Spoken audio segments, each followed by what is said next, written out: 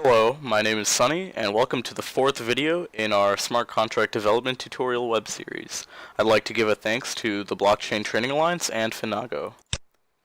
In this video, we're going to be looking at some of the popular text editors today, but in particular, we're going to be going over Atom, which is my preferred text editor. That's because it is an open source text editor, meaning the community can contribute to the project using GitHub, and it also has its own package manager, which is really useful. So we're going to be looking at installing Atom and the Solidity libraries that we'll be using, and getting more familiar with Atom and learning how to add a directory and create files. So here we have Notepad++, and you can see a window. As you can see, it looks really bare bones. It lacks a lot of the features that a more robust text editor might have, such as contributing to Git and GitHub, stuff like that. Here we have Visual Studio Code, which is Microsoft's text editor, and it has Git commands built in, so Git integration, which is nice. This is Sublime text editor, which is another nice text editor. It has a really useful feature called Go to Anything, where you just hit Control P and type the name of a file, and it'll instantly pull it up. You can also just put a # and then search within your files to basically like Control F in a browser. Here we have the page for Atom, and you can see it. They call themselves the hackable text editor because it's completely open source. You can go to the GitHub for Atom.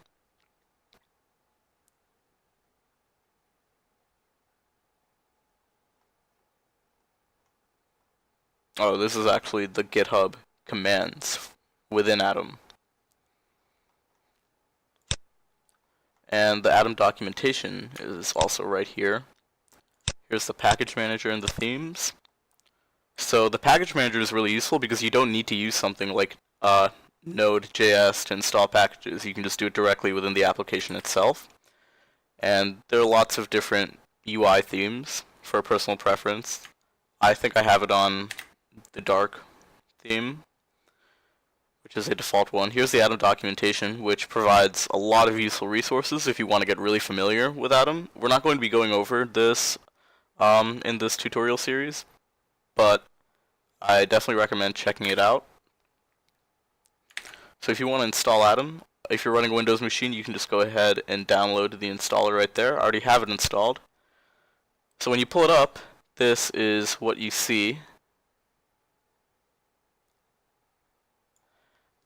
On the right, you're greeted by a welcome guide, and we're actually going to go to install a package, open installer, and we're going to search for Solidity.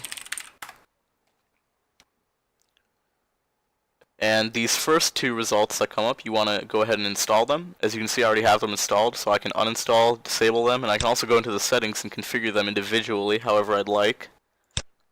But we're going to go ahead and get out of the welcome guide. And so on your left, you can manage your project directories. As you can see, I have two here already.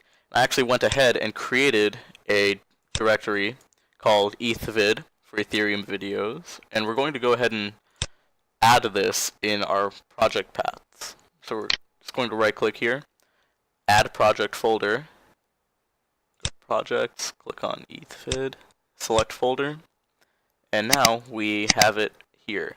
And we can also create files directly within Atom by right clicking the folder, new file. And so if we want to create our first contract, let's name it contract.sol, and Atom will immediately recognize this is a Solidity file. If we go here, Windows also recognizes this is a .sol file, and it is created right there. If we want to see if our Solidity packages are working, we can just type contract, hit enter, and you can see it makes it really easy to create contracts and functions on the fly. So contract, just hit tab, and we can be on our merry way to typing our first smart contract using Atom.